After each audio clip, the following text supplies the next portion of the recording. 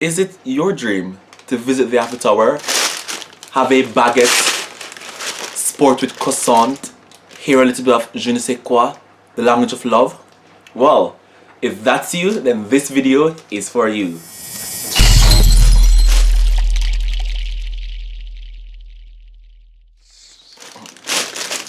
So hey guys, it's your boy Roman here again with another video, and this time we'll be talking about how I got to France. What was my transition like? So just to give you some background, a few persons have been asking me, friends too, and a few other strangers have asked me, how did you get to France, being Jamaican, what was the process like? And today I'll be telling you the five steps that I personally took to get here in France. Number one, the first thing that I did was to look for a job. It is simple, it is really easy. Just go on Google and write in teaching English in France, vacancies, positions, or teaching Spanish if you're a native Spanish speaker, because being native really gives you an advantage. It's very simple, guys. You could just go on Google, or you could go on the different university sites and you could see it. I'll just show you guys how simple it is to just go on Google. Just give me a minute to type. So let's write in English. Oh no, sorry. Teach English in France. Let's put 2020. And here already you see a lot of searches. Let's go on this, for example. This is jobs in France. This is Baby Long, and here, yes, this one works. So this is CIEP or CIEP. This one works. I've used this one before. It's very detailed about what you need. When you guys have the time, you could just check out the sites. I'll leave them in the link below. Sorry, I'll leave them in the description box below.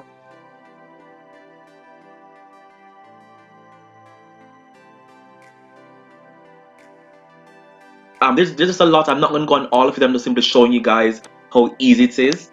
So that is option one, but you don't have to take this route. It's just an example. Or let's say you go on the university site specifically. Let's go universities in, my spelling might be off, universities in France. Yes, so you see, let's choose one that's easy to type. University of Grenoble. Let's work with that one. So University of Grenoble, teaching vacancies, right?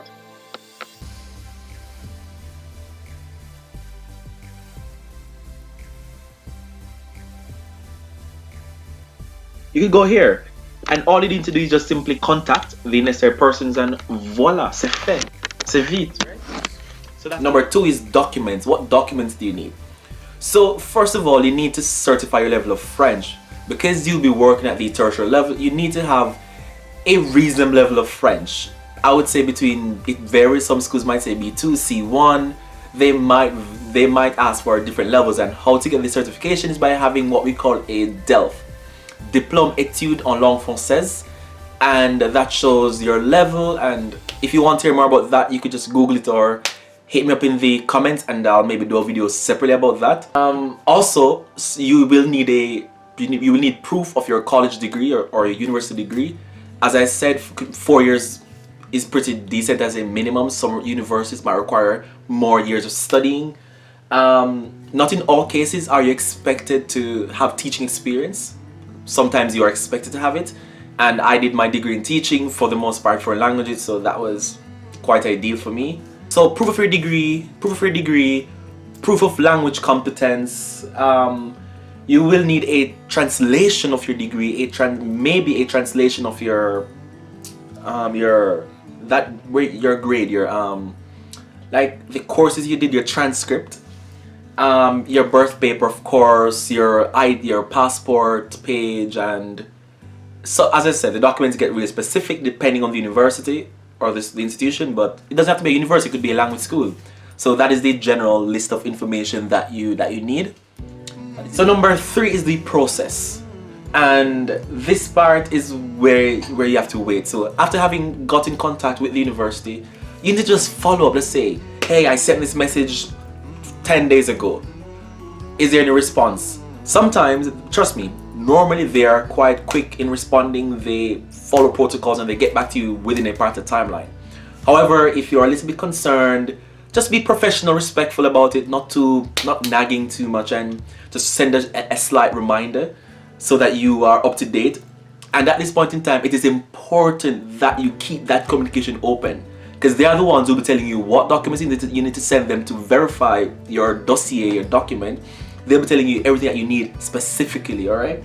So please keep that pronunciation, please keep that communication process precise, keep it ongoing, alright?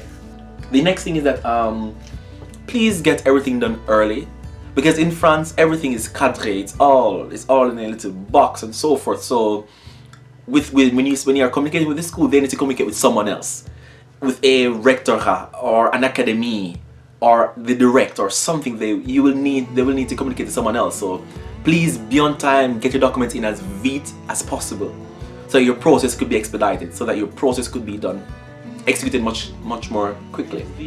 Another part of the process is the visa appointment. So you'd go on the French website and you just, based on your country, you'd follow the specific visa requirements, because it's different by country. I did it in Jamaica, so it's a little bit different there.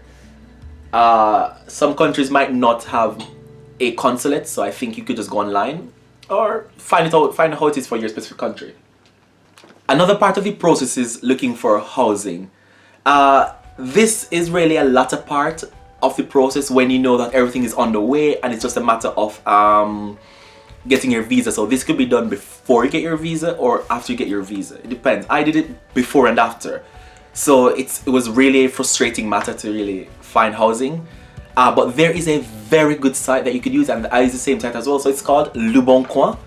So Le Bon Coin, as I said, it's an excellent site. Le Bon Coin. Let's go there. .fr. So this is amazing, guys. This site is so specific. You can see what you want. So here, first of all, j'ai compris. As I said, you will need to know some level of French, right? So here you may have an account, you may not have an account. It depends. Some landlords put their phone numbers, their emails. It tells you how long they take to respond, how frequent they're online. Let's go research. Oh no, I don't want to get my position there. No. Hold on. Good. So here, you write that you're looking for an apartment. Let's first pick the city. You want to find an apartment in Paris. So here in Paris, you want to go to. Let's go there. But then again, once you know where you'll be working, once you get this information from this university or wherever you're going to work, if it's not a university, you will have an idea of the address, and you could look. Let's do that. Let's do that. I'm just doing a general search. All right. What's happening? Good. So here you typed in loyer, you typed in where you want to go. Oof. Well. So as you guys can see, this is what it looks like. So here you can see the specifics. For example, you go here. I don't know if I'm allowed to show these people details. You see pictures of what it looks like. If the place is furnished or not furnished, you will know. If it's run by an agency, you will know the charges that are included, if you're paying for water or not, how the house is set up. Here you find everything. You could be very, very selective. All right. I'm just trying to do this quickly. You see hold on. Oh, I think I have to have an account. Oh, there's a number. I do have an account, but I'm just trying to do something general for you guys, so you guys could see the practical level or the practical steps of what I do. So you guys can see. The fourth thing is the actual trip. So after having got your visa and everything is all right for the most part, start looking about packing. What do you need? All right. So this could be a very long list. If you guys want a video about what you need specifically, let me know and I'll do a video about it completely different. But in general, you need a coat. France might be cold. Well, because there's winter, so it will be cold. You might need an umbrella or a raincoat, because it rains a lot here for the most part. You might need like light snacks to carry with you, because it's a very long trip depending on where you live. And when you arrive at the apartment, you might not have anything to eat, so you will want to have something to eat until you get yourself sorted out. And yes, with a trip too, it is very good to look at the route, so know which airport you'll be coming off at and how to get to your destination. why that's important is that sometimes it's important to book the ticket online because you might not have Wi-Fi, you don't know what your situation will be like. It's good to book the ticket online beforehand. Maybe even have a printout of the ticket, of the plan of the route. Yeah, that's what I did. Or you could just leave it to chance, come off at the airport and just do everything from there. That's also possible. But I had a clear idea of where I was going and where I shouldn't go, right? That helped me to be more structured, take advantage of it. And number 5 is my favorite part, and that is the recommendations. What I do is that I recommend that you do your research. Look at the school. Look on the neighborhood. Research about the neighborhood. If you prefer a quiet area, look to see if it's quiet, look to see if it fits you based on what you see online. I didn't want somewhere that was really crowded. So when I was looking for my job specifically, I said, okay, then I chose this area, Belen, because it was near the sea. I'm vegetarian, I'm like, they have fish, well, I'm pescatarian for some persons are picky, but hey. Well, I don't eat every types of fish, but anyways, just ignore that, yeah. So, as I said, I chose Belen because it was near the sea, I'm vegetarian, I eat some types of fish, so that was good for me. It was a quiet city and I was like, this suits me. And I looked how near certain things were. For example, I was like, is my apartment going to have a washing machine? How near is the closest laundromat? How near is the store? How near is the supermarket? You could do that if you want to be well structured, but if you don't care, just do your trip. The next advice is that you must be open-minded. It's a new culture, a new experience, be open-minded. And the last thing, because there are so many different advices, there's really and truly so many different things I could tell you, but the last thing that sums it up is, you're going to a new country, you're going to have a blast.